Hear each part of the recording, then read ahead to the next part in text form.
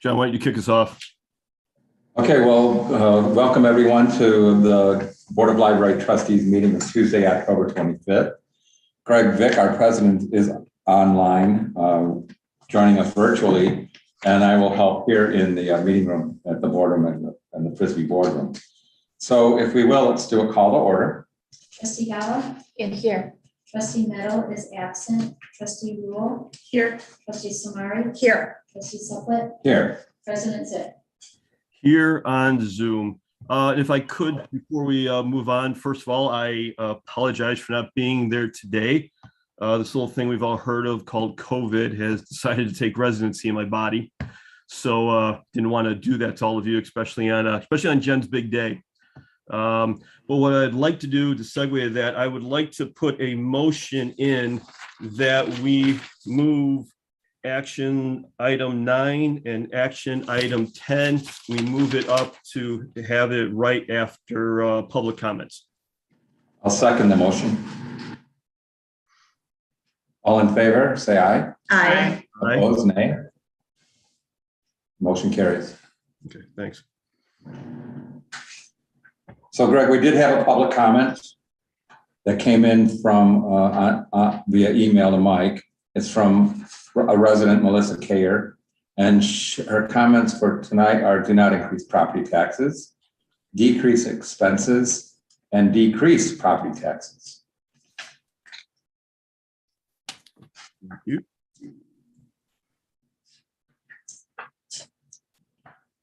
We'll turn it to you. John, why don't you do you mind running it while I like doing it when I'm not there. I'd rather have somebody in the room. Okay. All right. Well, then we'll move forward then to new business, and that was action item 9, resolution filling a trustee vacancy. I would like to propose a motion. I would like the Board of Library Trustees adopt resolution 22-05, filling a trustee vacancy. Do we have a second? Second. Discussion? We'll call the question then. Can we read the resolution into? Well, that's Let me read the resolution. okay. The resolution says, filling a trustee vacancy, the Debbie Smart vacancy.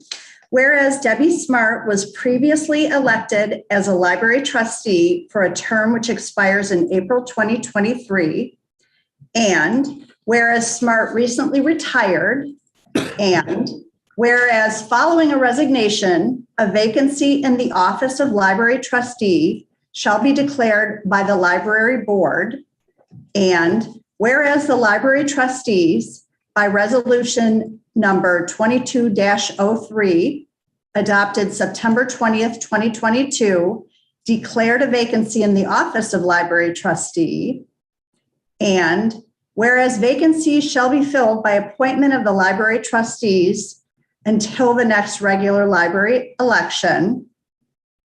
Now therefore, be it resolved that the library trustees of the Arlington Heights Memorial Library appoint Jennifer Burrell to fill the vacancy until the next regular election of library trustees in April 2023. Passed by the Library Board of Trustees on October 25th, 2022. Roll call, please. Trustee Gala? Yes. Trustee Rule? Yes. Trustee Samari? Yes. Trustee Suplet? Aye. President Zip? Yes. Great. Well, motion carries. Congratulations.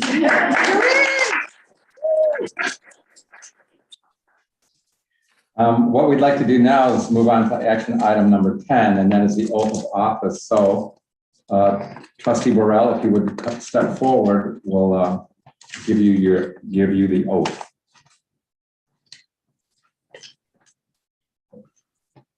Let's do it.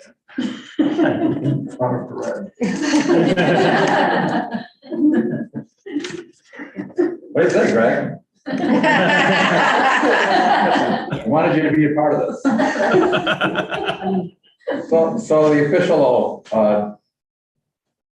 repeat after me. I, Jennifer Burrell, I, Jennifer Burrell, having been appointed to the office of library trustee having been appointed to the office of library trustee in the village of Arlington Heights in the county of Cook, in the village of Arlington Heights in the county of Cook, do solemnly swear and affirm do solemnly swear and affirm that I will support the Constitution of the United States that I will support the Constitution of the United States and the Constitution of the state of Illinois, and the Constitution of the state of Illinois, and that I will faithfully discharge the duties and that I will faithfully discharge the duties of the office according to the best of my ability.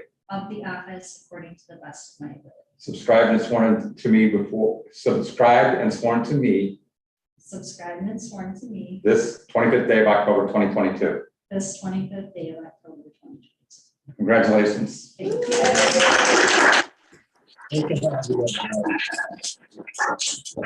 All right. I don't want to, dismiss this as being light or anything other than really a serious act on our behalf as a board. Jennifer has been a loyal member of the Friends of the Library and a loyal member to the library community. She comes with phenomenal credentials, and we're extremely pleased that she'll be able to step right in, especially as we're beginning to discuss our budget. And you'll be able to join us in conversation and really provide some meaningful input into our deliberations. So I think my fellow trustees agree that we are really pleased and blessed that you are able to join us and complete the term of Trustee Smart. And then hopefully we'll pull a ballot and continue to pursue a full 6-year term. Thank you. Thank you. Well said. Yeah, join us at the table, John. Was there any other public comments, by the way, in the audience? No. No. Very well. So let's go back to the beginning of our agenda, and we'll call for the liaison reports. Do we have a report from the Friends? Just a. I did ask her. No pressure. But She's officially changed duties now. But the Friends have a book sale coming up the first week of November. So that is a report from the Friends. great. And a report from our Memorial Library Foundation. Of course. All right. So I shared with you this evening our brand new hot off the press. I want to thank Janet for going above and beyond today to deliver between the raindrops. We stuffed the rest of our annual appeal today over at the Maker Place, and during a slight drop or a slight break in the drops, Janet ran all of this over there for us. And we, about an hour ago, sealed the last envelope, and I will take it to the post office tomorrow. So, but this is the new one. When we started this 4 years ago, we hadn't done much. We didn't really, we had no history. And now what you see on the front are some of our accomplishments. One of them is, I understand from Mike, been delivered, but not yet. That'll be in the kids' world. And we used pictures that you had in your archives before, and now we're taking some of our own. So we're very happy that we're able to move on and have a fresh brochure to share with all of you. I also wanted to share with you, we did a beta a week ago Friday at the Maker Place with 12 people and Chef Grace. This was in preparation, the beta for our November 4th event, which I will tell you was sold out. And we're thrilled about that. You're all going to be sad when you see what we ate. And I brought a menu to share with you. Oh, thank you. So we learned a lot. Oh, my goodness. We learned a lot from the beta. I just think some minor things that will help tweak our event on the 24th. We have 36 people. And this was, the beta included representatives from our board, your executive director, so we had library representation. Pat and Maroni and his wife were there from the scholarship committee. And it was really a magic evening. It was just, we had the lights dimmed a little bit. There was, you can't tell from this, but there was some little candles on the table, a few herbs, and then the water bottles were, I just collected them from Woodford, Urban over the summer. My neighbors think I'm running a brewery. Bottles by my front door. Yeah. But it was really, it was a fun evening. And do you want to advance one of those pictures? So that was our first course, the potato pancake with the French onion and the trout roe. Then we had a wonderful bubbly that went with it. It looks huge, but it was barely a bite and a half. It was delicious.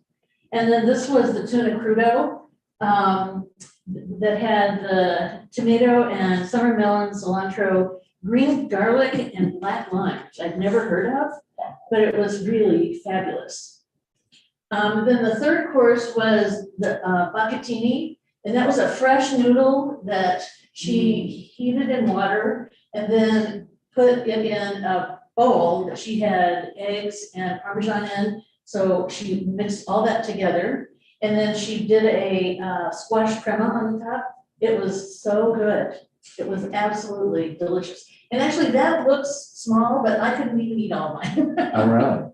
Right.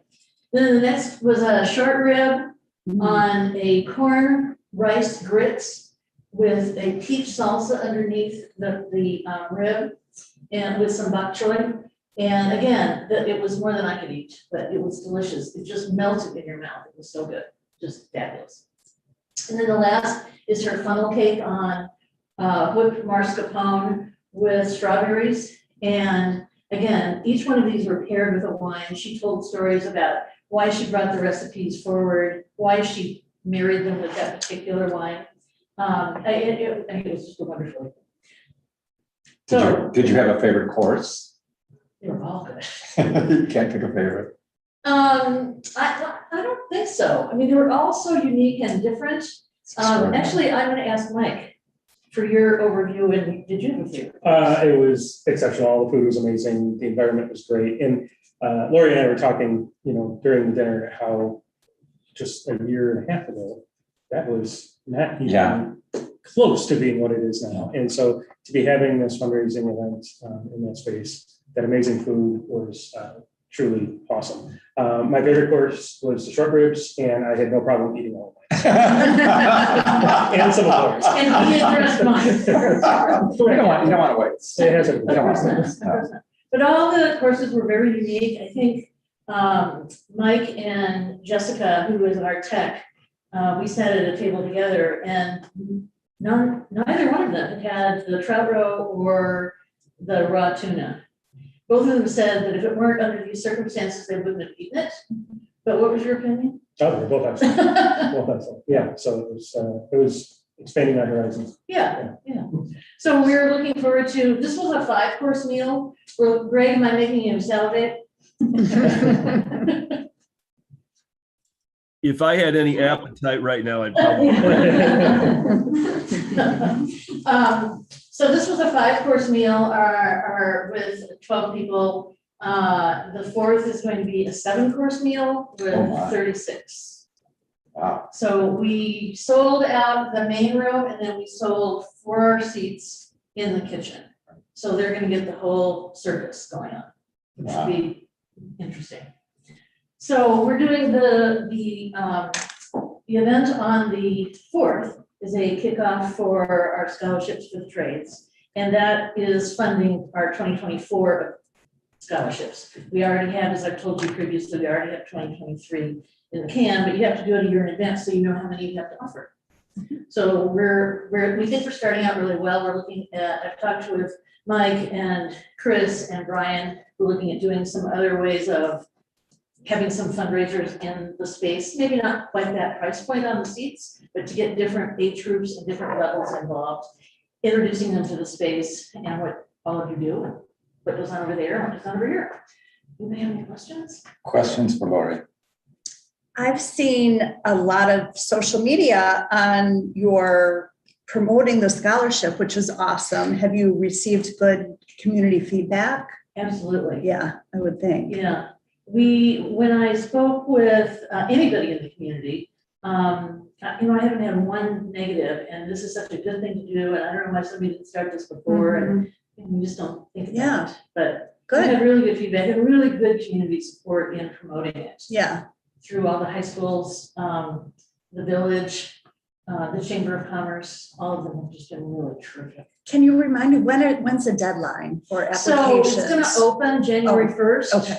We are purchasing another plugin so that it can, the applications can be downloaded, saved, and manipulated. We want to take anything personal out of them, and so that as they're read blind. And I think I explained to you that we have a rubric that will go to our readers. So it's January 1st through March 1st. Got it. And that's when it'll open and close.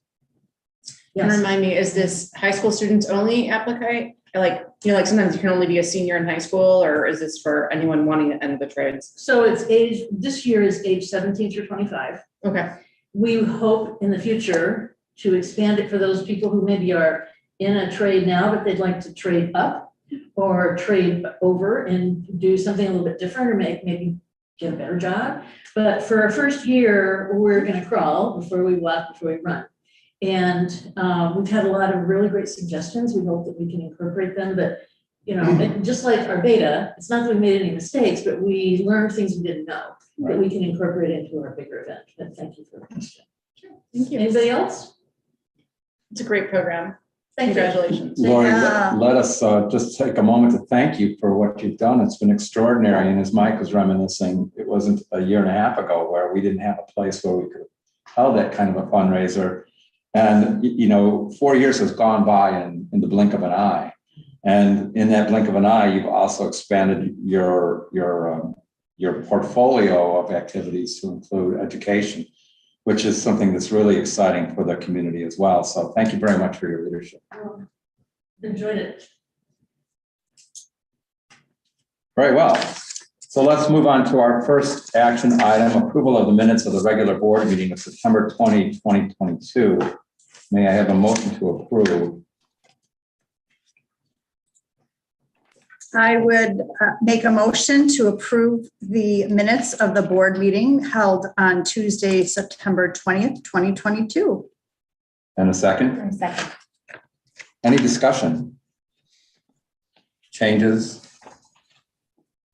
Then roll call, or just all in favor of the motion to approve the minutes from September 20th, signify by saying aye. Aye. All opposed by saying nay. And the motion carries. May I have a motion to approve the minutes of the committee of the whole meeting of October 3rd, 2022. I move the approval of the minutes of the committee of the whole meeting of October 3rd, 2022. I second. Any discussion? Changes, deletions? May we hear then, if you all in favor of the motion to approve the minutes from October 3rd, signify by saying aye. Aye. All opposed by nay. And the motion carries. Very well, let's now go to the review of the financial report for the period ended September 30, 2022. Mike, you got to cut that. Yep. Okay, for revenue, we did not receive real estate tax receipts in the month of September. So as a reminder, the second installment property tax bills are delayed for Cook County in 2022, similar to 2021. They'll likely be mailed in November and due in December, hopefully. But while revenue collection times have shifted, our cash reserves are sufficient to accommodate the expected delay. Our copier and printer revenue totaled $3,254.06. Our lost item charges totaled $1,266.20. Our interest income was $17,910.39 this month. And that's due to the rising interest rates. The Friends of the Library reimbursed us $15,309.35. Thank you. That was for a number of items, including Sunday Musicale, summer reading incentives, holiday decorations, and the Kids World floor projection system for the Refreshing Kids World. Revenue collected for vehicle stickers totaled $270. Makerspace miscellaneous revenue was $497.55. We also had a Makerspace rental revenue for the first time in the amount of $450. And the total revenue collected in September was $39,660.76. On the expense side, we are 75% of the way through the fiscal year, and we've expensed 68% of our total operating budget. The favorable variance to date is $1,088,433, and 64% of the total annual capital budget has been expensed as of September. That is all I have for revenue and expenses, but we have to answer any questions if you like. Any questions for Mike on the financial report? Was the rental for the Makerspace, was that the kitchen? It was, I think it was at least the kitchen. I think they also rented one of the prep spaces. Okay. Nice. It was a local business that used it. That's great. It'd be good to get some feedback on how like the early rentals are going from a Yeah, client point of view. Like, is it better than they thought? Was there any suggestions? I'll inquire.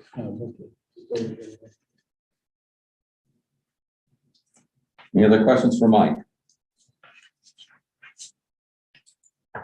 Hearing none, then let's move on to the review of the check register for the period ended September 30, 2022, action item 4.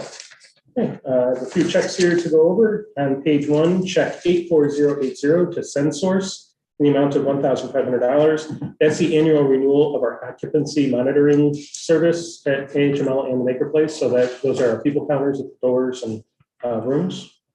On page 1, check 84083 to Santic in the amount of $83.36. That is monthly identity theft protection. That is for August. We have 8 subscribers. That's an opt-in service for our employees. We pay it and then it is deducted from the employees' paychecks. On page 2, check 84069 to quick delivery service in the amount of $179.40. That is a delivery service that we're using temporarily. This is for September and October. This service is helping us with book drops, picking up books from the book drops and stuff while we're we have low staffing right now for that area. So, but we've got somebody hired for that role, and so that'll be going away in probably a month. On page 2, check 84091 to Unique Management Services in the amount of $353.76. That is for collection services for customers with overdue materials. Page 2, check 83979 cargo translation in the amount of $220. That's translation and editing services from English to Spanish for our communications and marketing materials. Page 3, check 84029 to HR Source in the amount of $6,500. That is for our market benchmarking project. That work was completed in September. Our total expense to date for that is $11,500. We had $19,000 budgeted for that project. On page 3, check 83986 to Authors Unbound Agency. That's in the amount of $3,850. That is the balance of payment for the OVOV author events with Naomi Hirahara on October 27th. The total cost of that is $7,500, and that is approved for reimbursement by the Friends of the Library.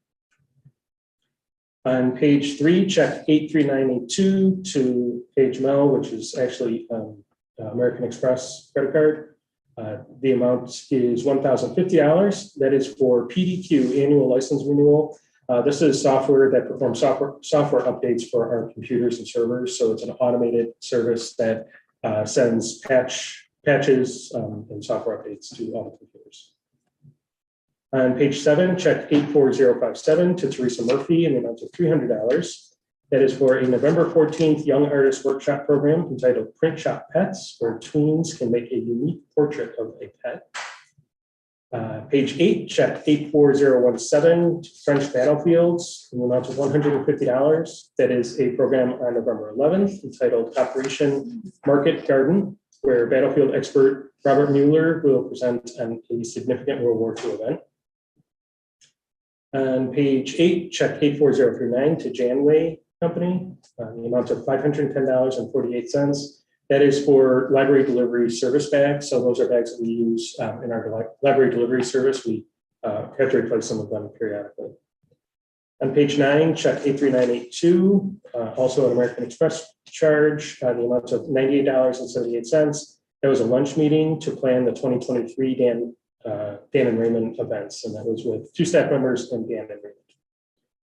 On page 9, check 84027 to Heinemann, the amount of $25. That is for Fountas and Pennell Level Books. This is a website service that we have that matches young readers to their reading levels. So that is the service that we have on our website. On page 21, check 83837, Alpha Construction and Restoration Group, in the amount of $6,120. That is final payment for 60% balance of masonry repairs at the Maker Place that is replacing the limestone panels on the east elevation. The total cost on that was $10,200. So if you remember going into the Maker Space, there were a couple of panels on the wall that were damaged, so those were replaced. On page 21, check 84063 to Overdrive in the amount of $17,352.51. That is 4,312 popular magazine titles available to read in the Libby app and AHML's Overdrive website. So electronic resources, electronic magazine titles.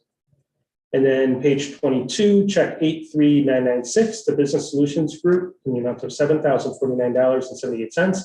That is the balance for a new camera system, security cameras over at the Maker Place. Do you have front and back? Interior, just interior. I just had a question back to check 84063 for Overdrive. How long does that, is that a year, an annual? I believe that's an annual Okay. subscription. Is that right? That sounds right. Any other questions? If there's no other questions, I'll take a motion to approve the check register for the Arlington Heights Memorial Library, September 30, 2022. My motion that we accept the check register as listed for the Arlington Heights Memorial Library, September 30th, 2022. In the amount. In the amount of $1,189,950.67. You have a second? Second. A roll call? Trustee Ferrell, Yes. trustee Dara, Yes. trustee Rule, Yes. trustee Savari, Yes. trustee Bartlett, Aye. president Sick. Yes. Very good. Thank you. Now we'll move to action item number 5, which is adoption of the 2022 tax levy. Let's skip the director's report. We'll do that in person. You want to do directors first? Yeah, okay, we'll do direct, yeah. Let's do the executive director's report first. Thanks, Mike. Okay, I'll just highlight a few things on the director's report. On that first page, library days at the moorings. So our senior and accessibility staff were excited to finally resume library days outreach events at the moorings of Arlington Heights. These were the library's first in-person programs at the moorings since the pandemic. 49 residents attended library day events where staff issued 4 new library cards, registered 2 new home delivery customers, and enrolled 3 new talking book customers. On page 3, I wanted to highlight some of the OVOV programs and collections. So if you look at the top of the page, we're approximately halfway through the program, and by September 29th, Clark Division has circulated 1,666 times. That's more than the 2021 OVOV title and is nearing the total circulation of the 2020 OVOV title. So definitely a very popular title this year. Midway through the page, the staff bookbinding. So our programming kicked off with a bang with 29 people came out for this pair of hands-on workshops curated by programs and exhibit specialist Neil Parker with returning artists Regine and Gloria. Attendees were a diverse group, more so than typical program attendance, and ranged in age from teens to retirees. Regine had examples of various stamp bindings and supplies at tables. He gave some history of the binding process and discussed equipment. Then on September 20th, our programs and exhibit specialist Neil Parker welcomed 37 attendees to a presentation by Sarah Oakner, a local librarian who's presented in libraries across Illinois for over a decade. She tells a story from the beginning about the Japanese life in the Japanese American internment camp, starting with the Executive Order 9066 and how that led to internment. While life in the camps was dehumanizing, Sarah discussed activities that provided a sense of normalcy: Boy Scouts, Girl Scouts, baseball teams, volleyball teams, etc. Her goal in this presentation is to educate audiences about the treatment of Japanese and Japanese. Can I just interject for 1 second? Sarah Oakner is a gift to this world. I personally know her, and she's amazing. And I'm sad that I didn't get to come to this particular presentation, but I'm so glad that she was able to do that for us. Okay, then on page 4, the history of Japanese American in Chicago. Our programs and exhibit specialist Neil Parker hosted Eric Matsunaga, a local historian and the upcoming moderator for Naomi Hirahara's author night event. Following in the footsteps of the STAD bookbinding program, this program attracted a more diverse audience of 35 attendees with ages ranging from early 20s to 70s and even a split of men and women. We discussed the internment of Japanese Americans, what their experience was like, their resettlement in Chicago, and the establishment of Japanese American communities in Hyde Park, Clark Division, and Lakeview. They also shared personal histories of growing up in the neighborhood, which brought a sense of immediacy to the presentation. The attendees were thoroughly engaged, and some spoke out about their own family experience and internment camps, sharing a common theme that their parents didn't want to discuss their experience. Then toward the end of the page, or bottom of the page there, 16 young artists aged 5 through 8 tried their hand at making marbled prints using floating ink on September 8th. This is called Sumigashi. The program held in the Makerplace's Creative Arts Space introduced the Japanese printmaking method as part of this year's One Book, One Village initiative. Participants discussed what marbled meant and were briefly introduced to the Japanese origins. Okay, then on page 5, our youth services advisor, Angie Morano, hosted Teen Loteria Night to celebrate Hispanic Heritage Month on Friday, September 23rd. Loteria is a game played in many Hispanic countries and is very similar to bingo, but uses pictures instead of numbers. 19 attendees played for a chance to win hub bucks to buy prizes. The hub was also decorated with pico, potato, and banners with Hispanic countries' flags on them to further celebrate this heritage. Then on that same page, mentioned the Cosmic Disco. So a fantastic time was had by attendees at Cosmic Disco on September 30th for adults of all abilities. Participants made masks, danced, and played dance games to the music of disc jockey Brian, and a few brave participants sang karaoke of some favorite songs. Northwest Special Recreation Association partnered with the library to provide support and transportation for those who requested. And on page 7, on September 15th, a positive development in library programming was the successful return to an in-person format of the long-running popular Dan and Raymond's Movie Club. 50 attendees enjoyed freshly popped popcorn and the originality and humor of Dan and Raymond as they explored the golden age of exploitation film. The eclipse of on the big screen from 14 films from 1930 to 1954. Thank you to the Friends of the Library for sponsoring this ongoing monthly series. And then also Sunday Musicale is back. After a successful series about their performances, the Sunday Musicale returned to the Hendrickson Room on September 18th and featured indie rock artist and powerhouse vocalist Stephanie Thomas. She and the Cracker Jack Band gave a 90-minute high-energy performance of largely original indie material representing various musical styles that was enjoyed by many of the program's regular attendees, as well as some who were simply fans of a particular artist. 44 attended and praised her vocal talent, the band, and the selection. 2022 is the first year the library offered Sunday Musicale monthly through the summer months, and it remains generously sponsored by our Friends of the Library. So thank you again to the Friends. Okay, then on page 9, the Makerspace celebrated its 1-year anniversary with a community open house on September 29th. With a turnout of over 100 guests, the Makerplace had several hands-on stations where customers could laser engrave, papercraft, and even try a snack whipped up by Chef Brian. There were also a panel of experts on hand to discuss quilting, sewing, painting, 3D printing, and sublimation printing. And along with Maker Place staff available to give guided tours, customers are encouraged to wander, explore, and discover their newly one-year-old community workshop. All right, then on page 13, just wanted to highlight our info services librarian, Brittany Pullman, was highlighted by the Illinois Library Association for their ILA member spotlight in September. So I provided a link in the report, if you guys would like to read that. And we had a staff event over at the Maker Place where our advisor Kathy Kaminsky ran a fantastic drop-in sublimation printing workshop for staff. So staff were able to learn the basics of printing, pressing, and finishing coffee mugs using the Maker Place's new sublimation printer and mug press.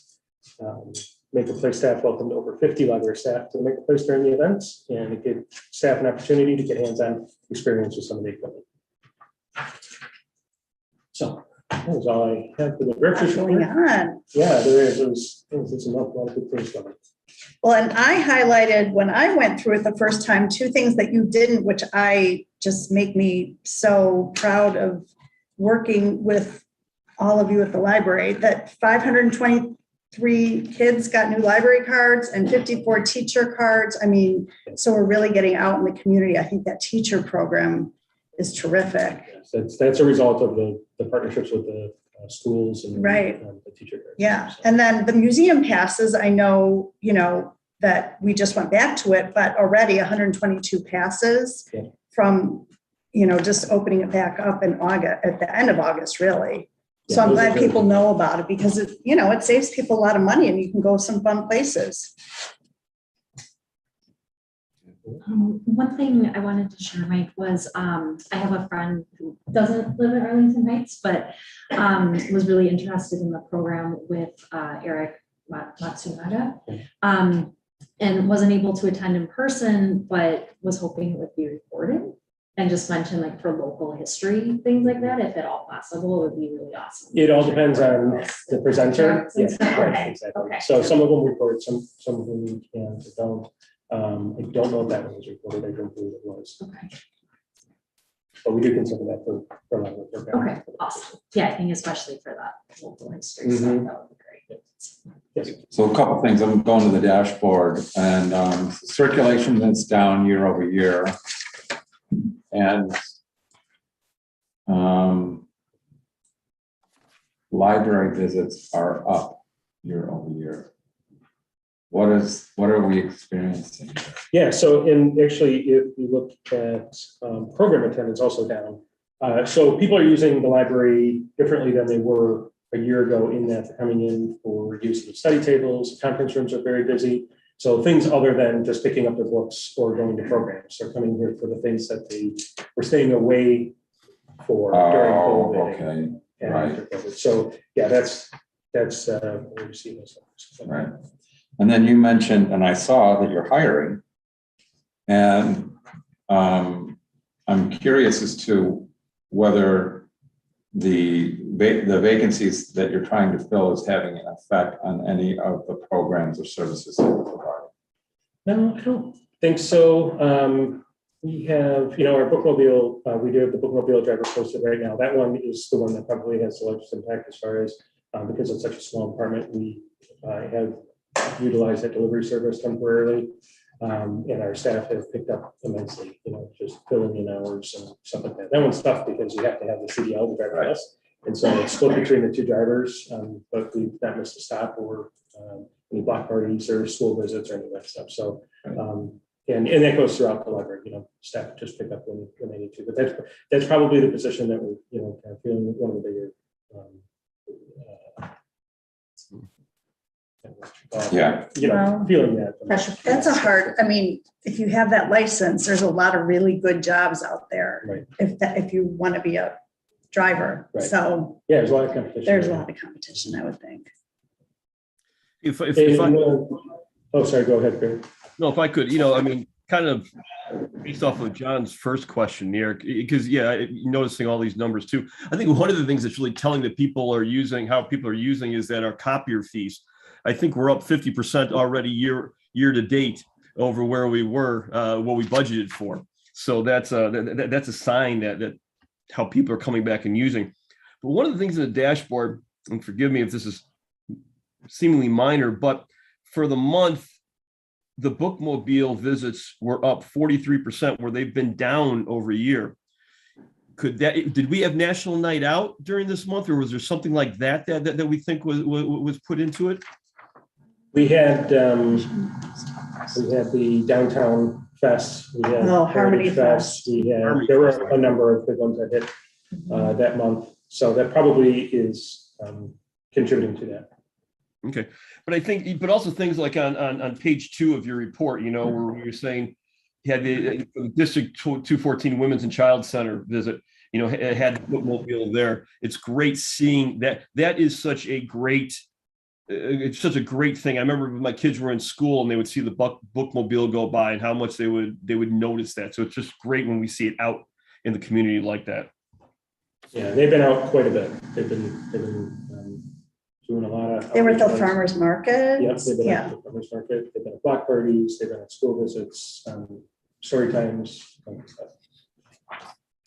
One thing that I kind of noticed at the programs was that the average attendance might be down a little bit. And I wonder if it's because we have so many great food programs at the Maker Place and it only has room for 16, correct? Yeah. So that might be bringing our average down, but we're offering more, and I think people are super happy with them. Our program satisfaction rate is high. So it just might be something to think about.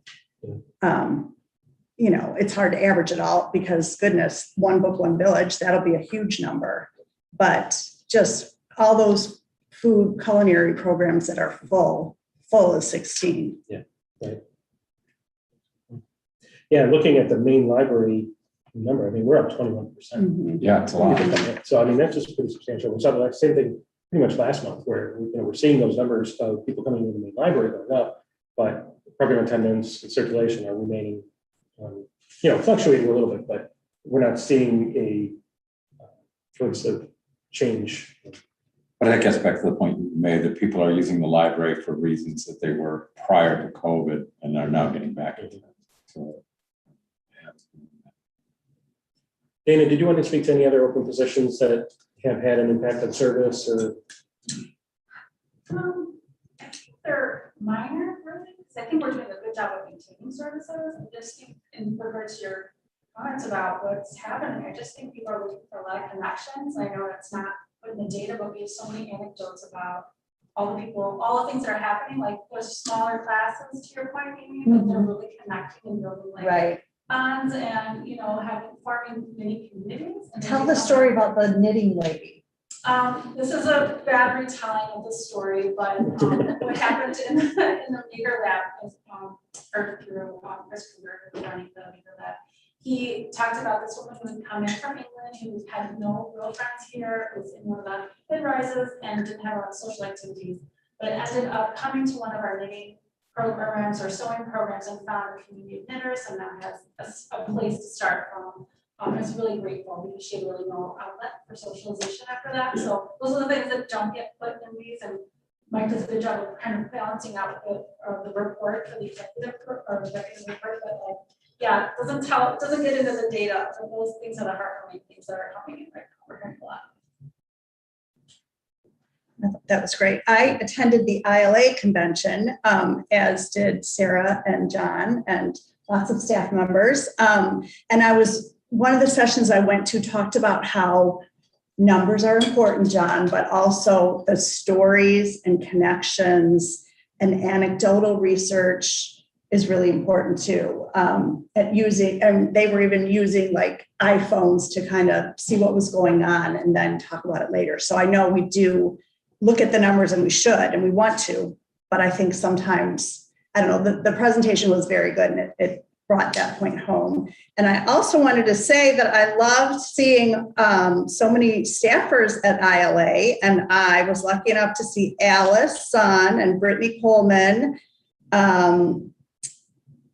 with Matt Williams. And then I also saw Christopher Smith's presentation. They did a great job. So they did us proud for sure. And I think I missed somebody's too. Someone else presented, I think, but yeah, Tracy Karam also presented, Yeah, and Matt Williams also did a closer session. So we had a very good presence. there. yeah, it was great. Yeah, so. Oh, can I just say one more thing about the numbers? What we've been looking at is how we're tracking this, and our librarians currently are very strict at how they mark attendance. And a lot of people are visiting hybrid and they're, online, and they're really comfortable doing that, especially the senior center and things. My heart was thinking that people prefer having that asynchronous connection, but we're not calling it an in-person program. So it may not be reflected in our numbers because we're looking at it as a hybrid, but it's actually sort of an in-person program. So people are, and I hope that I'm getting that right, Mike, but it's like people are attending the events, but we're not reflecting it in those in-person numbers. But I hope you are capturing that in some way. We do get. Yeah, that's key. Other questions for the executive director report? Thank you very much. Let's go to old business and the adoption of the 2022 tax levy. Okay, so the tax levy presented before you was reviewed at the October committee of the whole meeting. So these numbers are the same. So we're bringing it to the board for further review, questions, and for approval. May we have a motion to adopt the tax levy? I move that the Board of Library Trustees adopts the 2022 tax levy in the amount of $14,828,000. May we have a second? I second. Discussion. So I just want to point out that this is a 0% Yeah, increase over the yes. Senate 2021 levy. And help us a little bit with background on the truth and taxation calculations. Hey, Tracy, do you want to speak to that? Sure, it's quite new to me as well, but I do believe that the truth and taxation calculation was really only required if an organization were going to be levying above a 5%. But I think that village does still use this format to kind of display what we asked of them based on the board's guidance to stay at a 0% increase. There is a 1% increase baked in, which I know many of you are probably familiar with the loss cost factor that the county applies to the extended levy to capture some of the uncollected taxes. That's the only thing changing those numbers. So yeah, pretty straightforward for us, and for the residents are happy to see it. The only change I will point out there is one very minor change to the version you reviewed, and that's just because the village rounds the levy to the nearest thousand. And there are 3 categories of the levy. You'll see library, which is sort of a general category. IMRF, which is our pension for our staff, and then Social Security. And IMRF and Social Security are restricted in the sense we have to use those tax dollars for those purposes. And then the library general one we can use for anything that we decide to put together in conjunction for. Great, thank you very much. Other questions or discussion? I think it's great that we are not having an increase. So, to the comment earlier from Melissa, Yeah. That we're, we're not increasing. We're working with what was already planned. And I would say if we can promote that, we should, because We're doing of this year course, over year. there's a lot of, discussion about a lot of things budget wise, and people got their new tax assessments and, are not happy, and people pay a lot to live in Arlington Heights. So we need to remind them often what a great value we are for them. Yeah. I think that the important part too is that, the fiscal responsibility of we haven't gone and asked for additional funds. We haven't been increasing. We haven't, we were able to do everything that we've done with the Maker's Place and everything without increasing. So, Greg, you have a comment? Yeah, what is this the 11th out of the 13th or 12th out of the 14th year that we've had a 0% tax levy? It's one of those two, correct? Yeah, I think it's 2 out of the last 13. Only those 2 we increased, and I think it was a small amount. We did that, and also just for Jen's sake, just to make sure it's perfectly clear that 1% that we're putting in, that is Cook County mandated. Correct, Tracy, that we have to put that in. So that's why we're putting the 1% there, but yet our levy part of it is 0. I say that right, Tracy? That's correct. Yeah, and that's in the footnotes that you can see under the truth and tax calculation where the 2021 includes the 1% loss and cost applied by the county to cover successful tax appeals, tax delinquencies, or other property taxes that decrease actual property tax collections. And I went to the levy session at ILA and it was a bit confusing, but one, of course, made me realize that we do such a good job here, but also Cook County allows bodies to take 3% lost taxes. And Arlington Heights, the village, chooses to only take 1. So I was speaking with another trustee in a session and she was explaining that they always go for the maximum for everything. And, you know, I'm proud that we don't do that just because we can. Responsible budgeting. Yep. Thank you. So let's have a roll call. Trustee Burrell? Yes. Trustee Bala? Yes. Trustee Rule? Yes. Trustee Samari? Yes. Trustee Suplet? Aye. President Sick? Yes. And the motion carries. So moving to adoption of the 2023 budget, action item 6. Okay, so what you have in front of you is the final draft of the budget, including all of the scenarios that will be going into the village budget book. The budget is the same as what you saw the last committee of the whole meeting. There were a couple of very minor tweaks that Tracy made, but nothing in substance. And so we'd be happy to address any questions on this or any comments that the board has. And we have a motion to accept the budget as presented. I so move to accept the Board of Library Trustees adopts the 2023 Arlington Heights Memorial Library budget. And a second. A second. And discussion. So as you're mentioning, we did review this thoroughly in the last committee of the whole meeting. And that's certainly reflected in the minutes for the committee of the whole. I don't have any additional questions beyond what we've already reviewed. I have one, I don't know, there's not a page number on mine, but the sort of explanation page like this. Service points, main library, maker place, reading room at the senior center. Is the bookmobile considered a service place? It's not a brick and mortar, Okay. which is what we list here. Okay. But, we could potentially add. I just, for some people, it may be their usual contact.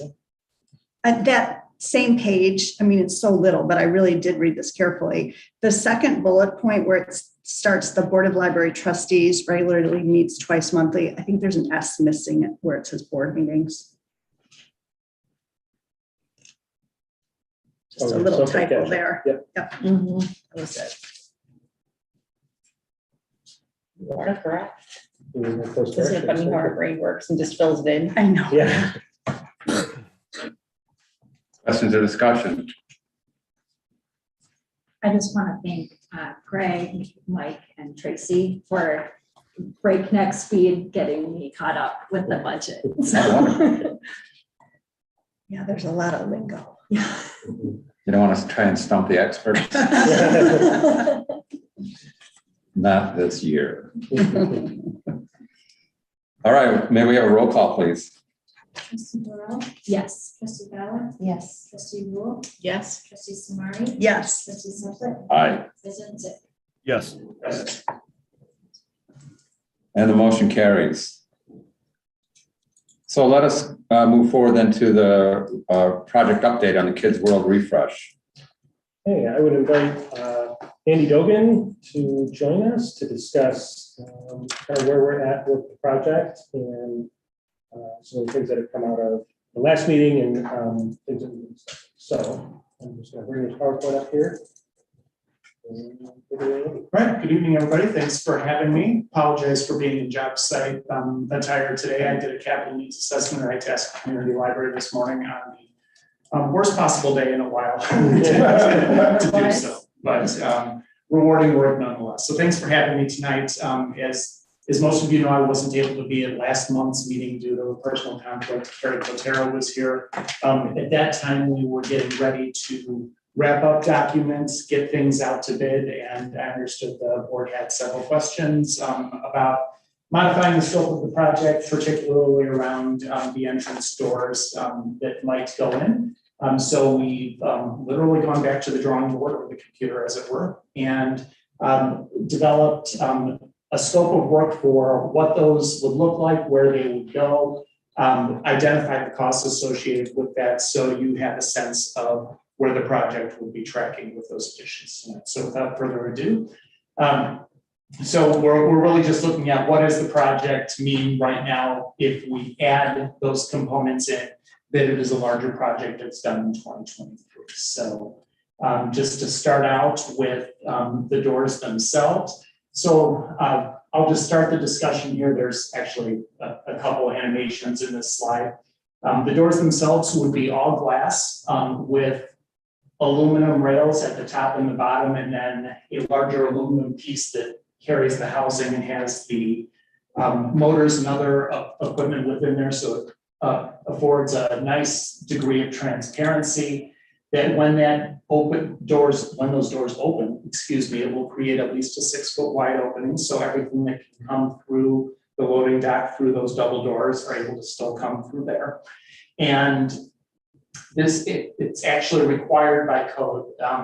Those doors from the interior, in the case of an emergency, will break out and operate like swing doors. That's a code requirement so that nobody is trapped in the space with a power outage. They can be operated like regular doors. So that gives you an example of what those doors will look like. That happens to be a retail application, but it's a very similar look to what we're looking at here.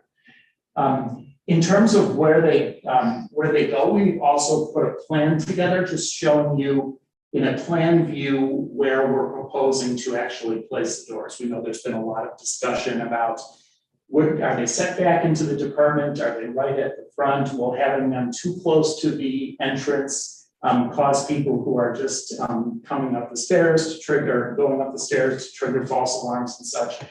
So what we've looked at after looking at a number of different things is to create enough construction to create just a little bit of a setback into Kids World of about 7 feet, so that those doors are just slightly recessed. That will give us the opportunity to create a nicely defined entrance while not having false trips of the automatic door, and really help us maximize space once you get inside Kids World, so we're not just creating this hallway of space that we can't do. Hey, Yeah. Andy, just real quick, that back slide. So everything to the right here, that's the stairs are right there. That's the Friends book area right there at the top there, correct? You've got it, Greg.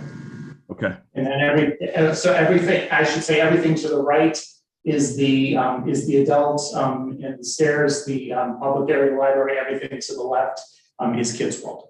Okay, thank you. Okay.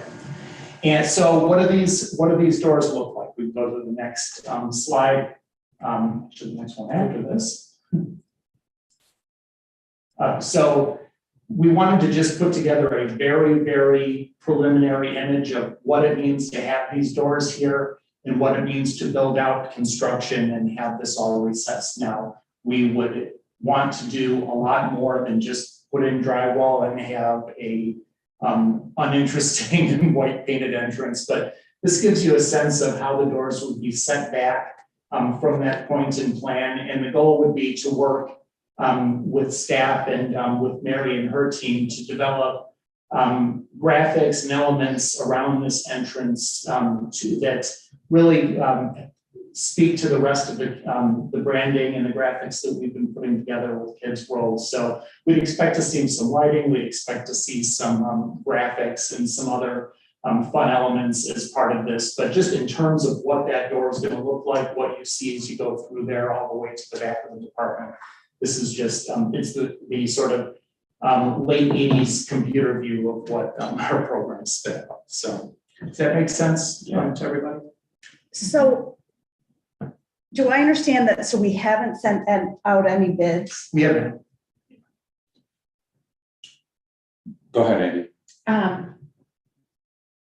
So maybe it's just because I have a teenage son, Mhm. and whatnot, but in the previous slide, when you see the setback and how that impacts, so the area immediately, so if I'm walking into the doors immediately to the right, that's all wall. And Right up here, yes. correct. Yes. And this has nothing to do with my son, I got a good kid, but you know, like that could be a blind corner, so to speak, for shenanigans. Any No, kinds of yes, sir. shenanigans. I'm not just talking about the teenagers, but we have homeless populations, we have, you know, it's just something to think about. And if our desk is still where it is, you can't see that. It might be worth, you know, I don't know what costs are, but like maybe that's a glass wall, and so that you can see into the area or something, but that would just be my concern. Yeah, I would be a blind corner. One of the things we'll and thank you, Andy, for that comment. One of the things that I think we will look at, I think we want to have at least the bottom of these wall surfaces here be drywall just for safety, but we can look at some glass in there to help open that up, kind of take out some of those blind spots. One of the on both sides of that, really. That's a great suggestion. Can you go to the next slide, please? Andy, that was brilliant. I don't know how you thought of that. So now we're looking at exactly what she's suggesting on the right side is a blind spot, and there's a recess on the opposite side of that wall. But there's nothing to suggest that we have to go floor to ceiling with that wall either. Right. Correct. That could, could be shelving space or plant or whatever. Yeah, I could very easily see us maybe having solid wall up to a point like this, and then keeping some of that open. So and as a matter of fact, our budgeting has anticipated that we have a certain amount less somewhere to promote some transparency. Yeah, and also saving on the expense of putting windows where it's unnecessary. Yeah. Right. My question was going to be about the lighting, because now we have this 7-foot recess, and lighting is everything in terms of security and safety. Are we going to drop some skylights in there? What are we going to do? There will definitely be lighting. We're looking at a few different things. And again, we want to tie a concept together that works with everything else. I think step one for tonight was to bring to you the ideas of the doors. We want to talk about the money aspect of it. If we're okay with that budget, we want to finalize concepts, show you options, and bring that back to you before we bid. But we would definitely incorporate some lighting within the 7-foot recess, definitely within the ceiling, possibly even within the walls. I suppose if we do some glass on one or either side, that'll be difficult. But we have a number of thoughts where we might be able to kind of create an L or do something fun with lighting there to signify the entrance and tie it in with some graphics and some other fun materials. So although you could just paint this and slap up some vinyl graphics, I think we'd like to make it a statement. If we're taking the step of doing this entrance, we'd like it to be nicely considered and thought through. Well, and I think we can defer to Mike and the staff with respect to how they want to welcome folks into Kids World through exhibits or their own products, things you develop. But we've got a nice canvas here to do. Yeah, you do. Andy. Sarah, then Mike. Okay, Sarah, go. No, I'm just not to make you go back. Could you go back to the thing? I understand correctly. I'm still trying to. This is where the 6 foot minimum. That is not where that opening is now. Like the opening now is like back here. The opening now is actually right here. Oh, okay. That's where you walk into Kids World. So we're setting back the door 7 feet from that, so that we don't have any false trips of the automatic. Right. No, thank you. I was very. Thank you. Greg. Okay, So Andy, going in both ways, there's going to be a trip being to open this. Is that correct? Yes. Okay, so here's a question, and Mike and Dana, if I'm misstating something here, please correct me. One of the reasons that we wanted to entertain this, the possible additional cost into the budget of this, was because staff really wanted to have the door there for security reasons. Now, my understanding is one of the security reasons that you do have there is when you've got younger kids who may just wander off, that hopefully it prevents them from going further into the library. If I'm correct in that assumption with staff, how do we prevent against something like that? Well, it's not going to prevent them from making it out there. It's going to slow them down, and it's going to allow the parent to catch up to them. And it's not right now. It's just an open shot to the stairs, and that's what we're trying to avoid. So the intent is to slow them down as opposed to completely prevent them from making it out of the department. If you're thinking making manual doors instead of automatic, is that kind of what you're thinking, Greg? Or is that the question? I'm not really sure what I'm asking there, but I guess for security standpoint, I guess that actually makes more sense if it was manual. Because I know I've been into some other libraries in their kids' world, and there is a latch mechanism I've seen to open up a gate within the kids' world. Well, the other thought is, as opposed to a motion sensory detector, you could do a manual push on a button that would then trigger the open. Yeah, these are normal, that is an option. These are normally designed with a beam overhead, as you've probably seen in other retail. For retail, right? Yeah, this is literally the same type of product, but there's a lot of different options for actuating. Were you done, Greg? Well, I just wanted to say, and clearly this is staff's call, but as a library person that comes to this library, this to me says you're not welcome here. And I feel like we have the hub that I can't go in, the genealogy area that you only go in if you have a very special project, the ESL area that again is awesome, but you have to go through for a very special reason. I don't like the door. I think it keeps people out. I think an automatic door, I had 4 little boys. They would be running back and forth trying to open the door. That's what kids do. And maybe, again, you guys know your patrons. It's hard. I don't know. Even before I know how much it costs, to me, it's you're not welcome here. And then just old lady, where am I welcome? By the fireplace, yes, and at the tables, but even the computer room has the glass door, so you're not going to just go over there and ask someone a question. It feels like we're segregating space to me, which I don't love. But I don't work in the children's department.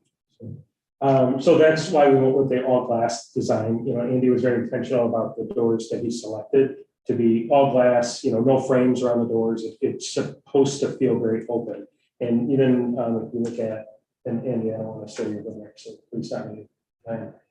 Even like removing this soffit that's currently in Kids World, our intent is to keep that very open and welcoming looking. So those doors should not be a barrier. They should be clean and. Yeah, we're really trying. I certainly understand your concerns. Yeah. We're really just trying to balance all of these things in the most intelligent way we can. And to Amy's point, I'm just playing devil's advocate here. I can see how that, that feels, but especially a laser kind of thing.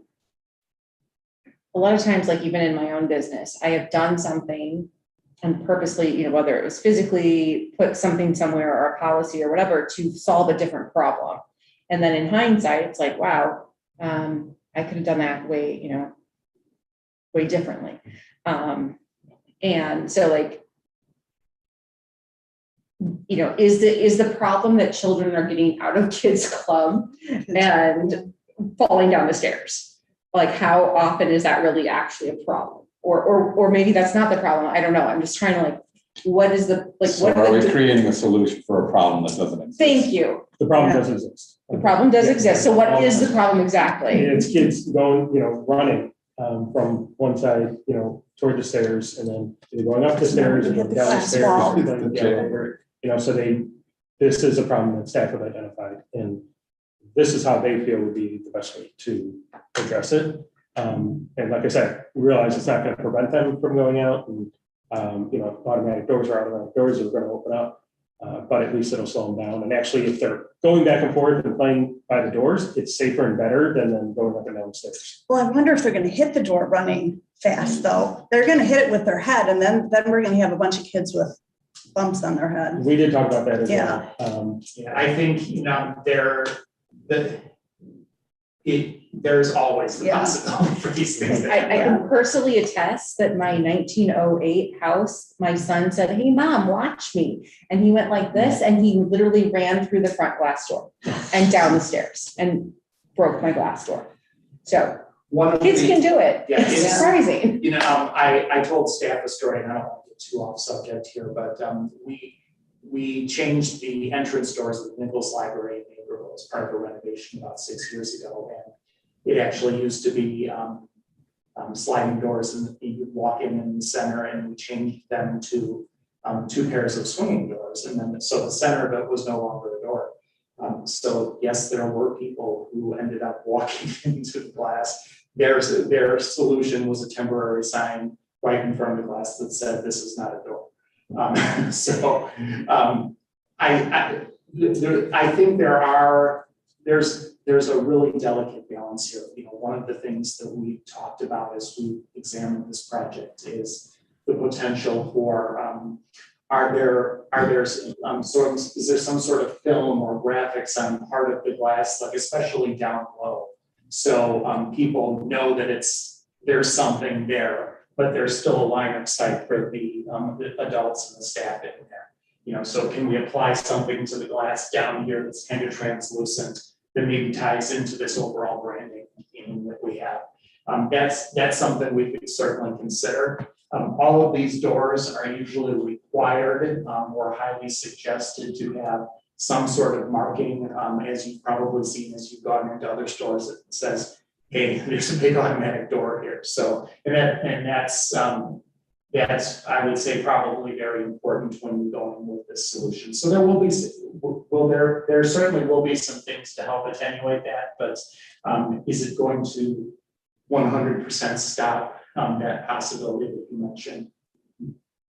Can I just make one more point? So to your point of this not looking welcoming, just like some of the other spaces with doors, what we're looking at here, no offense, Andy, this is a very nice drawing, but it is a drab gray drawing. Yeah. And it doesn't grab your attention and draw you in. What we are looking to our graphics department to do is to make this look much more welcoming. Between graphics and lighting, Right.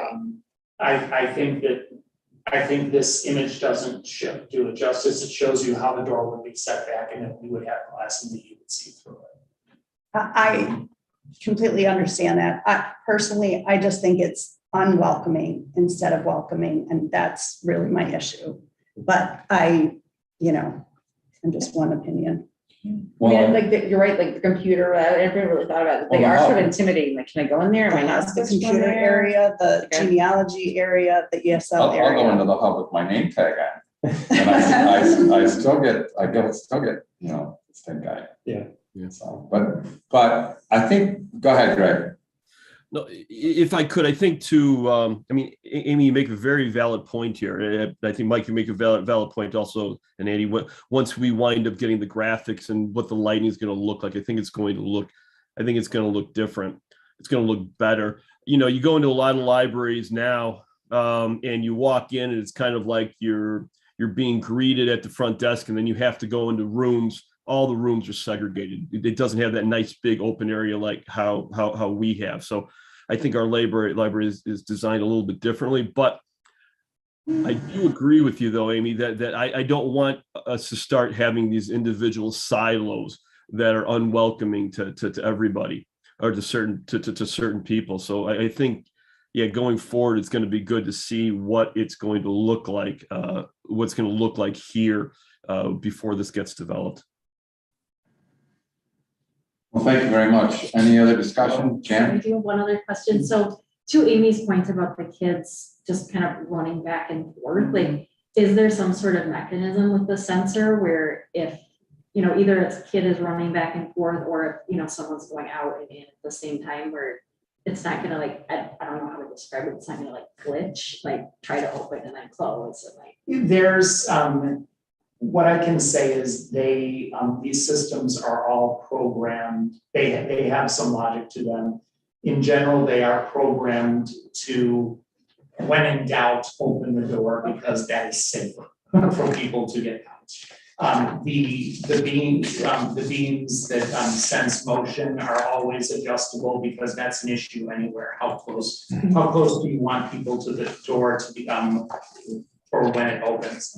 You know, you can think about different situations. If you're coming in from outside and it's pouring, you probably want to get in that building as fast as you can, so you want it to open sooner. This could be a situation where you might actually want to slow that a little bit, based on how people are using it. So they're adjustable for a reason. You basically just kind of narrow that field of vision of the sensor, so it triggers within a set distance of the door.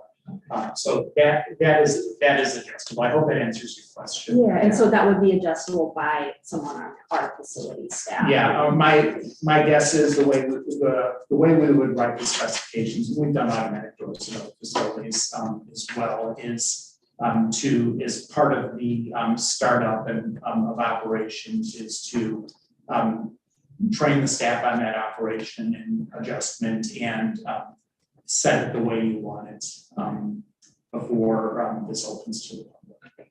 And then you can also adjust it differently facing one direction versus the Yeah, other. it's two different sensors on either side. I believe they're both adjustable individually, but I will confirm that. So am I incorrect in thinking that that's gonna look kind of like that? It's different. If you go back to a couple images, on the exterior of the building, you really want those aluminum frames all the way around the door for thermal performance and just to hold in dual pane glass. These panes are going to be all 1/2 inch, just safety glass, no aluminum frames on the side. We have to have them at the top and the bottom for the rails to work, but it's as open as possible. So I guess my answer is sort of. Well, and Spatially and all that. it won't look like a box like that does on the front of the building because the ceiling is lower where we're extending this back and there's full length walls on either side. So it will just be an inset, but it's not going to look like a box from either side. Well, thanks very much, Andy, and thank you for that really good discussion. Yeah. We look forward to your update on that. Go ahead. I did have some, if you'd like, I can do one of two things. We can bring back some more developed concepts. We have an estimate of where this is tracking compared to the other project. Is that something you'd like to discuss tonight, or would you like to see some further ideas for context? Let's see. Go ahead. Okay. So we wanted to, this was the budget that we presented at last month's meeting, reflecting where the project was at if we were to go out to bid right after that. So and then we revised that budget to include the addition of the glass doors and all of the construction, the infrastructure around it. So just the trade costs of those doors, everything else we need to make that happen is about $85,000. We've, because this is going to happen at some point in the future, we were asked to increase escalation factor from 2% to 5%. That affected the contingency. The construction management fees will go up as a result of adding this scope. It doesn't affect where we were because we were always designing this as an alternate bid. So the budget does increase to about $564,000 or so if that is included. And I think a lot of that is just because you're seeing we have these other factors that are stepping on that $85,000 cost. So can you go back one page? So it was 419. Mm-hmm.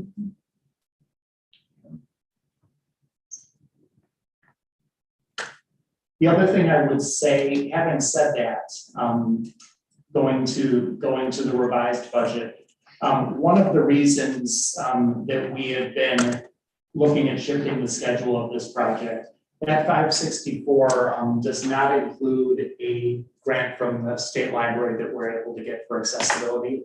We were not able to apply for that in this cycle because we had just gotten it for Maker Place 2 years ago, but we will again this year. So there's a potential for $50,000 to come up with that number. I just, although it's a prioritized grant for accessibility and it's always funded, I just never just know that that's a good possibility as well in the overall. And is that for either or just if we do a door? We'd be able to get that for the project we're doing, okay. because So we're still doing accessible restrooms and sinks and other things there. So that is one of the benefits of sort of pushing this project and bidding it a little later.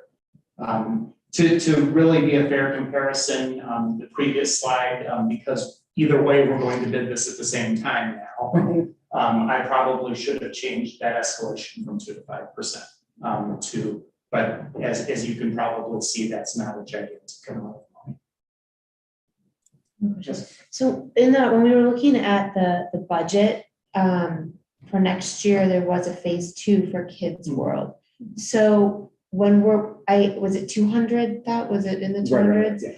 if I recall ish. But so the doors are completely. They would. I guess my question is, I'm thinking when we work with budgets, right? We're thinking is that construction wise and something when you think about structure and what's taken apart at that time, is that something that has to be done in phase 1, or is that something could be assimilated into phase 2? We would do them together. It would be, Yeah. so. Any of the construction that we'd be doing on this project would be done at the same time, Okay. regardless of phase 1 or 2. Oh, okay. Phase 2, a lot of what's in there is shelving, replacement of our picture book shelving, which is a large amount of shelving in Kids World. And then we're also looking at the conference rooms for the hub and stuff like that. But I think, kind of knowing this, we'd take back to staff and say, what's your priority? Okay. The doors or the other thing. So That's what I was kind of wondering is how, when we look at something like how can we, take from one or whatever. So. Well, I think, the answer, the best answer I can give you to that is when we bid this project, we would have a lot of things as alternates. So the things that we're debating here, right, like the doors, like hub study rooms, we get separate prices. And those of you who are on the board with Maker Place know that we did a lot of extras or alternate things that we wanted to have but didn't absolutely need to have as part of the project. So my advice would be now 8:30 and the library will be closing at 30 minutes. Please use this time to check out your items. My advice would be to make some of these items alternates, even if you think you can afford them, so you're getting real-time pricing. And we don't have to speculate. You can have the bids right in front of you and decide as a board what you want to do based on the bid results you get. And that would be the fully tiled bathroom as well? There, I think I have another slide in here. Okay. There are several alternates that we can look at as part of this. Oh, here we go. So yeah, tiling all the walls, doing the study rooms in the hub. Those drywall cutouts, you've seen some of the renderings in the interactive zone are currently an alternate. There's a couple deductive alternates we could do for various reasons, either if you didn't want to do them or wanted to, for example, for new LVT in a couple of these areas instead of the existing carpet, very well call up a flooring contractor tomorrow and have that done separately. So those are things that we want to always give you some budget flexibility, especially in the kind of unstable environment we're in with pricing and lead times. So I just wanted to point out that we're only talking about phase 1 here, and some of these things could be phase 2. But what we would do, I think, before moving forward with anything is bring you a comprehensive budget of what it looks like for phase 1 and 2 for this year, so you have a full picture before we move forward on anything. Because I want you guys to, have that clear understanding. We're trying to show you numbers as they're affected by the inflation and all of that stuff, plus adding those doors back in with the modifications that we've made to accommodate those doors. So there's a lot of variables there. And the doors were something that we pulled out to offset that inflation. And we felt that it was something that was, we kind of had, pros and cons to it anyway. And so this is a look at, with that inflation, with that additional engineering and construction moving that in and those nice doors, this is what it would look like financially. So. Yeah, and I want to keep moving things along in a way that makes sense, but the other thing I would remind you, I'm not sure if Carrie mentioned this at the last meeting, is that if we are pursuing the grant for this project, we have to wait to award until we have grant notification. So this is not a decision that you as a board have to make tonight. This will continue to be developed. We'll have a bid process. It'll be some time based on the grant award process before you would actually be voting to implement something. What is that process timeline? So the grant application is usually due the first or second week of January. The hearings are towards the end of February, beginning of March. At that point, that would be the point at which I would recommend going out to bid. You're allowed to do that. You're just not allowed to award contracts until you've signed that grant contract, which usually comes around the end of April. So, Andy. So this may be part of phase 2 that we're not seeing right now. And forgive me, I don't remember. I just zoned out, or maybe it was me and this, but I know that part of the conversation had been about the restrooms, and I know that there were some modifications that were going into phase 1. But one of the things that were being considered for phase 2, I believe, was that sort of like secret hallway behind. So again, me and my little areas that should, maybe be more visible. That was talk about trying to get rid of that for, again, people maybe hanging out in places they shouldn't. One of the things that's correct. I honestly don't recall if we had a specific phase to that work, because that idea was developed after we got master plan with those phases. But one of the things I think you'd want to look at is, we had the idea of basically flipping the way those restrooms work. Those would be completely remodeled. You have the doors on the other side. And you might even have the possibility with that of adding an all gender restroom that could be, you close off that hallway, add an all gender restroom that could be available off the marketplace, since all your plumbing's in that space. You could fill in that space, that hallway back there with something like that, which would serve a number of issues. Now, that is something that if you were interested in implementing in a phase 2 or in the future, I think we need to work with SMC to get some good numbers on it. I don't have an estimate of what that will be right now. My guess is it's more than $200,000. Greg. Thanks, Jen. Andy, Mike. Andy, you have made a statement a couple times out to bid. Timeline. Where are we right now as far as is development, even with phase 1? Because we're only 2 months left in this year. But wait, we're talking about at this point, we've not put the project out to bid because it made sense to, if we were doing these automatic doors, it made sense to include that in this overall scope of work. So are we going to have any construction this calendar year? No, but we moved this, we talked about this a little bit when we were discussing the budget, and we said we were going to shift that money to 2023 so we can accommodate all of the construction at the same time. Any more slides? So that's all. All right. Well, thanks very much, Andy, and thank you very much for the robust discussion. I think there's 2 things that we've learned is that there's going to be more coming from Williams Architecture with respect to the design and some of the alternate bid items, and we look forward to seeing that.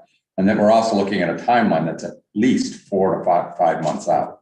So there's plenty of opportunity for further discussion on this, and I'm sure we'll welcome you back sometime soon. Absolutely. We'll see whether it's the next meeting or December, but I think, if I'm hearing consensus here, and then the board would like to see some more visual and engaging options for what that will really be to help answer some of those questions. To the extent we can answer how that would affect costs, we can certainly bring that information back. So if I'm understanding that correctly, we will work with staff to develop that and come back to you. We'll see if that's next month. Yeah, if it's not November, certainly December is gives us plenty of time. Do we have maybe even a physical walkthrough might help us visualize it a little better. Just curious, do we have $565,000 in the budget? Yeah, Because we moved from this year to next. Yeah. So we took that project money that we had this year. We kept some to do a few things. Right. And then moved the rest over. Okay. So all that. So we have enough. The only other thing I would add is that we are actually finding out right now that although we're starting to see more competitive bids, there are still a lot of lead time issues in these kinds of projects, especially with flooring and tile. So a rush to have tried to get this in by the end of 2022 may have backfired on us. Yeah. All right, well, thank you very much. Thank you, everybody. Appreciate your time. A lot of money for a door. Yeah, but we've got time to look and consider our options, right? Okay. So let's move on then to action item 8. All right, where we're at. Yep. Yes. All right, so this is my business.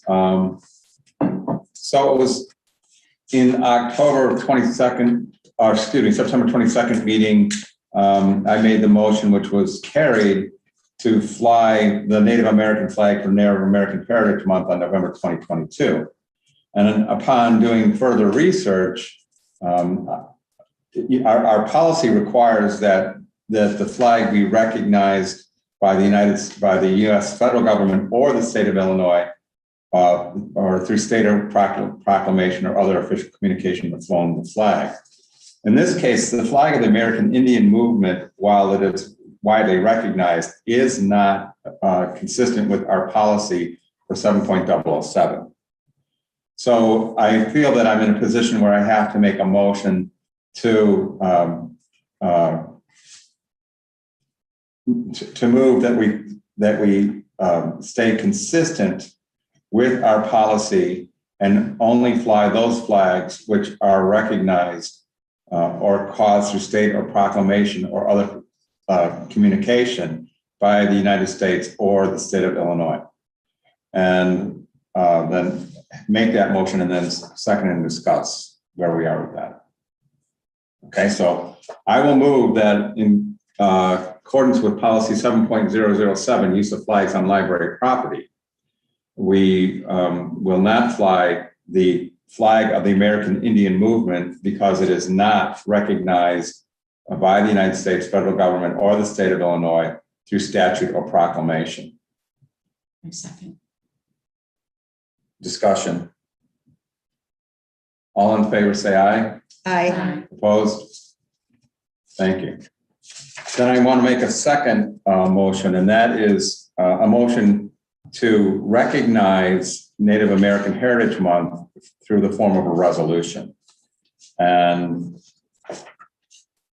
let me make that motion. So in lieu of, I'll move in lieu of displaying a flag, I ask you to approve a resolution by the board to recognize National Native American Heritage Month.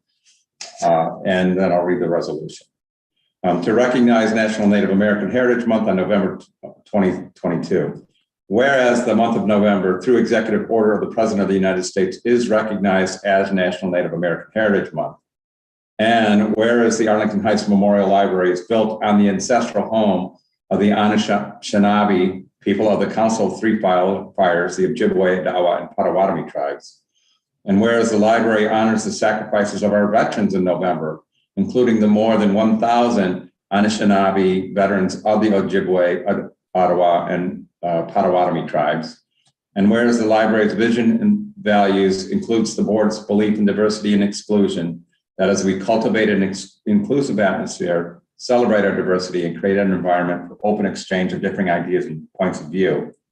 Now, therefore, the board declares November 2022 as National Native American Heritage Month, celebrating the history and culture of American Indians, Alaskan Natives, and Hawaiian Natives. This resolution shall be in full force and effect from and after its passage. Is there a second? I second. Do we need a roll call? You should do it for Can this thing. we have a quick discussion, please? Well, we do have to second and then, oh yeah, excuse me. Yeah, discussion. Thank you, Greg. Okay. If I can, do we want to, we can always, usually when we do things like this, we get it during the committee of the whole, we review it, and then we come back and we, so we all have time to kind of think about it. This isn't a statement that I don't find this to be worthwhile, but we're all just kind of getting it at this particular point.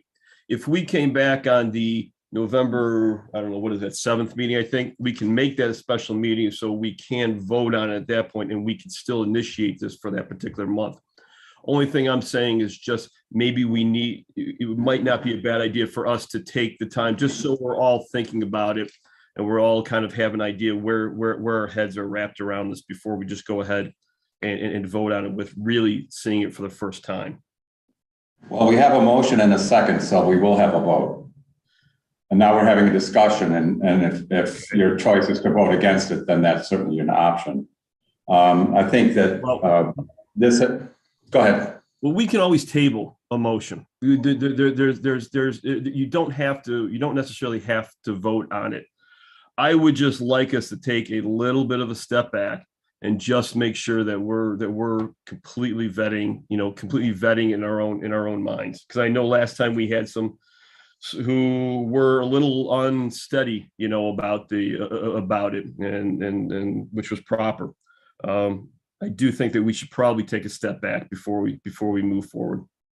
Let me share a couple of observations. And the first is the Village of Arlington Heights actually passed a similar resolution to celebrate the National Italian American Heritage Month. So this is very consistent with what the village just did for Italian American Month last month. And secondly, I don't think the language is that new to the group.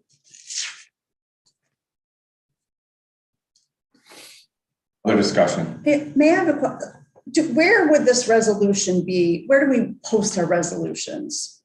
It'll be publicly available on our website, the packet. Do we post it downstairs, Mary, where the meeting minutes are posted, or? No, I think if we make a resolution, we should post it somewhere. I'm not saying we need a huge banner like we do to promote, say, right now there's a beautiful one for OBMV, but pretty parchment paper, and I don't know. And I think that's good conversation, but I'd also defer to the library staff for their decision on that. Good evening. The time is now 8:45 and the library will be closing in 15 minutes. Please check out your items and complete your printing because all computers will be turned off at closing. Thank you. I guess I don't know what the concern is. I don't feel like there's anything in here that is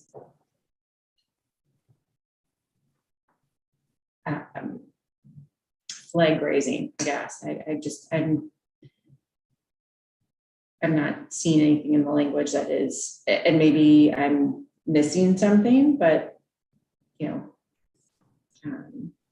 in lieu of the fact that, thanks to John, bringing forward this idea and, following our bylaws and whatnot, and realizing that, no, the flag indeed does not fit, our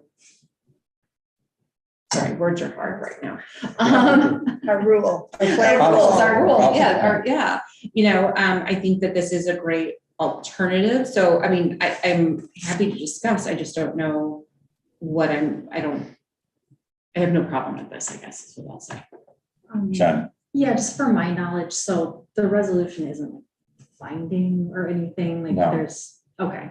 It's just recognition. It would be us recognizing National Native American Heritage Month in the manner that's consistent with the resolution, but specifically our vision and values on our belief in diversity and inclusion. And is it specifically just for this year, or would it It's be? specifically November for just every this year? month of this year. Okay. Sarah? Yeah, I appreciate this, and I would ask, I guess I'm also, I don't know what the concern as much is, but if there is a concern, if Greg, you have something, I'm the built on the industrial home, I mean, is this like factual? Yeah. I mean, yes, so then that would be my only concern, for me, professionally and personally. So, Greg, do you feel comfortable sharing? Is there something else that you wanted to bring to the table, or? No, there's nothing about this. I just want to make just a lot of the resolutions we do are based on individuals and, you know, recognitions of what they've done. Yes, have we done a few of these over the years? We have. I just want to make sure that we're doing this for the right reason and not because we've got to have a discussion. I really think next month during the cow regarding some ways to strengthen the flag policy and how we approach things. As far as that, I've got some ideas that I would like to bring forward on that. I just want to make sure that we set up this cow methodology, committee of the whole methodology, to give us time to have things like this, to think about things, and just to make sure that we vet things in our mind completely. No, I have no problem with when I look at it at first blush, I've got no problems with it particularly. I just sometimes realize that slower is better than just kind of jumping into things. Maybe I'm a little conservative when it comes to that. Okay. But I do it for one reason and one reason only, and that's to protect our library and just to make sure that we're thinking things through completely as a board. I will tell you this right now. If all 5 of you vote to go ahead with this, I will vote to go. Or 4 of you, correct? I will vote to go ahead with this. Okay. Maybe 6. No, could be That's right. 6. We do have 5. Sorry, Jen. Jen's here. I guess my only, I think that's good. I think that's smart thinking, Greg. I understand your intention to, take a step back and think about how we do this. I guess my opinion is that we did discuss this issue last month. We thought that there was one flag that was flown, which is why after discussion, I think many of us voted yes. So I feel like the intention to acknowledge Native American Heritage Month was there, and the way we were going to address it was with a flag. Now that we know that there is no flag that's flown in the Capitol or the state of Illinois, it did not meet our criteria there. However, it is still, Native American Heritage Month starts November 1st. I don't love coming into it late. And I just always kind of go back and pull up our values, and, we really want to, we talk about diversity. A lot of government organizations start every meeting acknowledging the land that they are on. In fact, ILA did that the first day. I know that was a big part of, or the author from last year's One Book, One Village talked a lot about that. I don't know. I guess given all that, I would feel like we have enough information to vote one way or another on this one. But I really like your idea of talking about strengthening our flag policy at the next meeting, and hopefully we'll all be here. Sarah.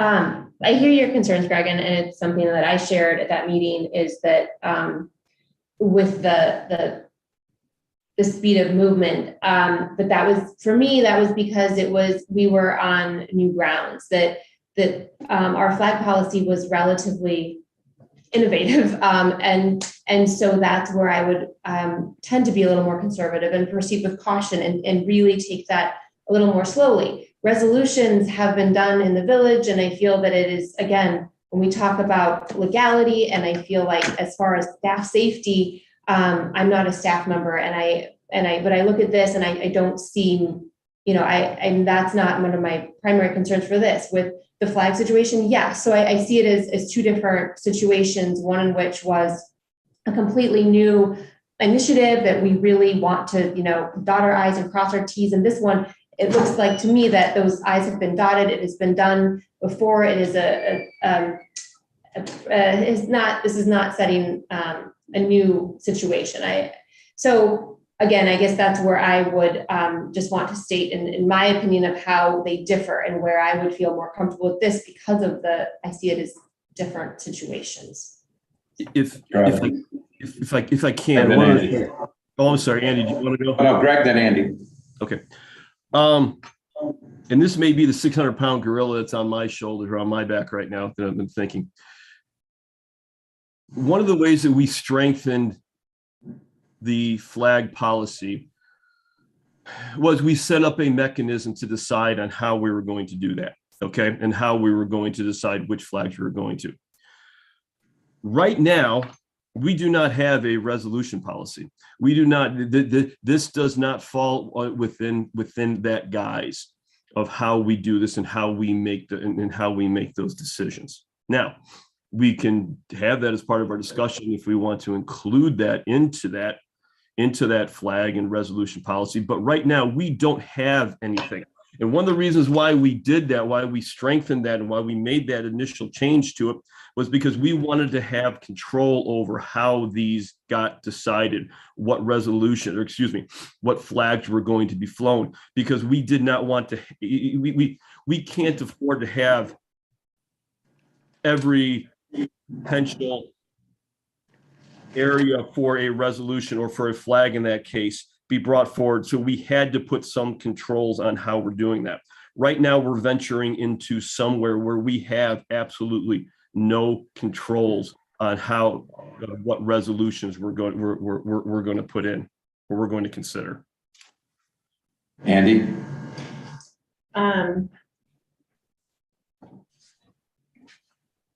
Yeah, I guess kind of, sorry, I'm just processing everything you just said, Greg. And I don't disagree that maybe we do need to come up with a, criteria for what we make a resolution on. I believe what the intent was here was that we as a board had decided to move forward with the flag to honor Native American Heritage Month in the month of November of 2022. And that, we did do our due diligence, found out that we were incorrect. We're owning our mistake, and we are still trying to acknowledge the initial intent of what that action would have been. And so I think, you can go either way with this. I believe that this resolution is meant to affirm the diversity and acknowledgement of those that were here before we were, and all that, just acknowledging it. Is it a rabbit hole? And now every, Tom, Dick, and Harry wants a resolution announcing it's whatever. Yeah, maybe. And in that regard, maybe we do need to have some sort of policy moving forward on what we decide resolutions can cover. I'm torn because I do see your point in that, okay, somebody else wants a resolution about something else, but I also feel like, we as a board had made that decision, and that, especially being in Illinois and really kind of being the heart of some of the Native American, tribes and whatnot. And I grew up in the downstate, and it's just always been something I've been very aware of. And I do believe that, part of our fundamental purpose as a board is to encourage diversity, equity, inclusion. And this just sort of, I think that follows in that first step, but. Okay, any other comments or questions? All right, so we have a motion and a second. So then we'll, if you will, Janet, a roll call. Trustee Burrell? Yes. Trustee Gala? Yes. Trustee Rule? Yes. Trustee Samari? Yes. Trustee Seclet? Aye. President Zick? This vote's going to be, I'm going to change what I said before. This vote's not going to be because of my feelings of this particular resolution or what it means, but I think it's because we need to do some more work moving forward. So my vote's going to be no. Okay, so we have 5 ayes and 1 nay. The motion carries. I think to Greg's point, again, with the observation that the village did a resolution for National Italian American Heritage Month during October, you can go look and see how they structured their process, and we can, work on that. Thank you all very much for your conversation. Thanks, Jeff. So that brings us to the end of new business. Excuse me, that brings us to the end of old business. Is there any other business? I don't want to get into conversations about this tonight because it's been a long enough meeting. I had a couple things I want to bring up for future conversation. One would be the Maker Place hours being closed on Mondays and Fridays is really tough for those of us who want to go use it, because if we're going to have a day off, often it's going to be one of those days. And I think it would be a great idea for us to look at what those are. We hopefully now have a year's worth of when we're busy, when we're not, and we can maybe take a look at that. Another thing is I would love to see us provide feminine products to our staff. I just feel like we should. I don't know what to say. Like, I don't know what kind of cost that would go to, and I can't imagine it's thousands and thousands of dollars, but if there's staff bathrooms, I think that we should have women's feminine products available. We are going to start offering those in the public restrooms. So Hey. yeah, that's in the budget. And that was for staff as well as. Yeah, for anybody who wants to use it, but they'll be located in the public restrooms. We have dispensers in there currently. We're going to make it so they don't no longer require phones. Awesome. And will we be able to talk about the flags and starting the meetings with the Pledge of Allegiance? That will be coming to the next committee of the whole meeting for discussion. So it's a change in policy. So you guys will discuss that in the November committee. Good, thank you. I think regards to Andy, your comment about the hours, Mike, could you come back to us with some thoughts on it during the next committee of the whole? I think so.